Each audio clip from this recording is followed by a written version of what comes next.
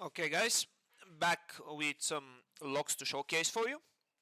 So we can go over what some other shamans are doing, so we can back up my theory that double Rockbiter is seemingly the best way to go. Now what I have here is currently Black Phantom Depths Raid. I have filtered, currently I'm looking at Twilight Lord Keris in terms of damage. But I wanted to show you here, guys, currently the rank 1 Shaman Doof Doof, 99.7 average, rank 1 on enhancement currently. And what I have here as well is I've opened all of his fights from his best parsed runs for each boss. As you can see here, that would be Baron, Gamura, Lady, Gelihast, Wargus Jet, Keris, and Akumai. And then also what you do here as well, if you didn't really know, is that once you hit Baron, you'd hit the parse, and what we wanna do now is hit his name, and we are going to inspect his damage. We're going to inspect what enchants he's potentially playing with, and do some more conclusions. Now, as you can see here, in terms of damage done, I've selected him only. You can see here, and this, to be fair, is consistent throughout most of the bosses. Shaman's melee damage is about 55 to 75%, depending on how much you move and how much you're actually pressing buttons different than Lava Lash and auto-attacking the boss from behind. But you can see here, Lava Lash second best damaging ability or damage output from the Shaman. Then it goes to Earth Shock, Fire Totem, Flame Shock, Lightning Shield, and Searing Totem. What you can very clearly see here, or rather not see here, is Flametongue. Essentially, Mr. Doof Doof does not have a single boss from his best parsed records where he plays Flametongue. And to be fair, if you think about it, to what I said just a bit earlier, when it comes down to spell resistances and armor, you're probably good to test Flametongue on the first two bosses in BFD, because they're very clearly more caster focused bosses. However, the first boss really is a caster focused boss because there's a high chance that a melee gets pushed off the ledge, in which case you need to swim back, in which case Flametongue does nothing to help you. Whereas on Gamura is actually where the boss takes, I believe, increased spell damage or reduced armor or reduced physical damage. I don't really know which one of the two, but in the end of the day, the point being here is that actual Doof Doof plays Flametongue on the second boss exclusively. No other boss here he has Flametongue applied to his weapon, which very much means that he's very likely playing double Rockbiter. Now, you might say, Shock, someone... Oh, that's a random warrior. You might say, Shock, oh, how do you know he's not doing Windfury? And you can actually check this from the logs as well. If you go to buffs, of course, having selected only the person that you want to inspect, and I'll do that for all the bosses now, you would be able to see the actual Windfury buff. You scroll down here, and what you see here is Wild Strikes. Now, it's a bit weird in terms of logs and how the Druid's Windfury work, because unlike the Shaman Totem, the Shaman Totem applies the weapon enchant to everyone within its range and constantly reapplies the enchant every 5 seconds, which means that if you come here on the logs of a Shaman, or actually anyone that's using Windfury Totem, he will be having in the damage buffs the actual Windfury ability, as well as how much time it procs. Whereas here I believe it's a bit weird because essentially what you're seeing is that Wild Strikes is almost 100% uptime on anyone within the party of the Druid. However, there are actual no Wild Strikes as actual auto attacks being procced, which very simply means that the Shaman has Wild Strikes as a buff from the Druid. However, his own two enchantments on his weapons override that, and you are not seeing any actual extra auto attacks going off from this Wild Strike. And the way to essentially prove you this is by going into a random warrior, actually rank 1 parse warrior on Keris, who, once you go to his buffs, you'd actually see the same thing. Wild Strikes, the buff that gives you the extra attack, is actually here with its uptime. However, you now also see within the actual damage buffs the actual extra attack procced of that. So obviously Warrior is not going to put Rockbiter, they're not going to put Sharpstone, they'll always want to have Windfury, and as you can see here, the Windfury has procced 12 times, up to a 20% uptime on the boss.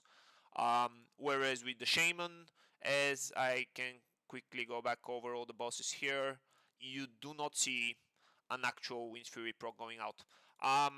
This essentially goes for pretty much everyone, or rather most of the top parsers, including myself, which I'm currently ranked 39 because of really bad first bosses. However, I can just choose any one random guy, this chappy guy on carries. We go to buffs. Same thing. Oh, actually, not even the same thing. He doesn't even have a druid in his party, so smart guy actually gave his pot to a melee and went to use his shamanistic rage as a mana battery for probably the caster group. But if I just quickly here click through a couple more of those, I just want to showcase you again. Oh well, I need to select all friendlies, and then we need to choose the shaman, and there we go. This would be another shaman, rank 5 on carries in terms of a parse. There is no Windfury. You go to damage. There is no Flametongue. There is no Frostband. And the only things left for the shaman to have put on his weapon for this fight, or this log specifically, would be the double Rockbiter, or of course the 2% hit. The Black Phantom Depths exclusive weapon enchant. Now, this enchant is something that I'm yet to like sort of make my mind on, simply because I'm seeing very much the same thing when it comes to my logs and other shaman logs as well, is where your mischance almost always is between 18 to 21% on your melee attacks. I don't know if 2% on this would make up for, as we showcased earlier, the massive increase in damage for both auto attacks as well as lava lash. And again, 2% hit is a lot. It's crazy. However, as you probably know, shamans just got buffed. Their dual wield specialization now gives you 10% extra hit on top of the lava lash buff. So in the end of the day, I feel like currently it's more worth playing double Rockbiter, and then with more gear, and then potentially with level 60 raids, we might be looking at something else. I know I've looked into the beast gear for level 60. Nearly every single piece has hit rating, because I think the hit rating, the cap for hit rating on level 60 is like 21%, 20, 25 or 26 or 21, something of those sorts. I will lie to you. So again, later on I feel like hit will become a lot more important. Currently, the massive amount of attack power you're gaining from double Rockbiter is just crazy. And just before I finish off the video, as this is now becoming another 30-minute video, hopefully guys you can sort of go through it and you know, have some help out of it. The last bit I want to discuss very quickly is a question from my last video from a viewer who's asking, how do we manage double Rockbiter's threat as well as shocking on cooldown? Now this is a very good question. I have done almost all my BFD raids now currently on 2 different characters since week 1 on with essentially a shaman tank almost every single time. Now what this means is that if I'm playing double Rockbiter versus shaman tank, he's obviously doing Way of Earth, which is a lot of threat. He obviously has Earth Shock on a separate cooldown to Flame Shock, which means he's essentially casting it almost twice as much as I am, because I would be doing a Flame Shock every second shock, whereas he can do both Flame Shock and Earth Shock on their own cooldowns.